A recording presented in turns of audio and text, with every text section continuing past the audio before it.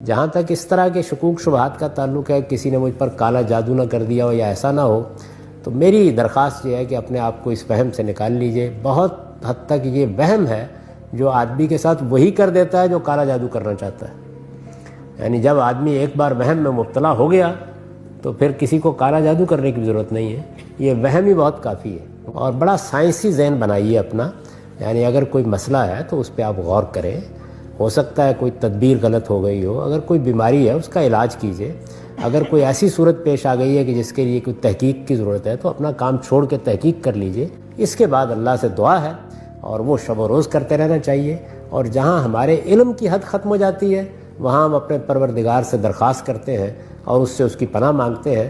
خود اللہ کے رسول کو بھی یہی تلقین کی گئی تھی جب آپ نے ہجرت کا سفر شروع کیا، تو ظاہر ہے کہ آگے یہود کے ساتھ معاملہ پڑنے والا تھا۔ یہ اندیشہ تھا کہ وہ قتل کرنے کی کوشش کریں گے، یہ اندیشہ تھا کہ وہ جادو کرنے کی کوشش کریں گے، چنانچہ آپ کو بھی یہ تعلیم دی گئی کہ آپ اپنے رب سے پناہ مانگیں۔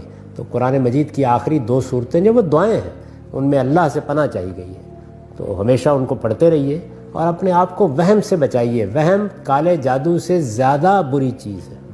ایک مرتبہ یہ آپ کی شخصیت میں داخل ہو گیا، اس کے بعد پوری شخصیت کو تباہ و برباد کر کے رکھ دے گا۔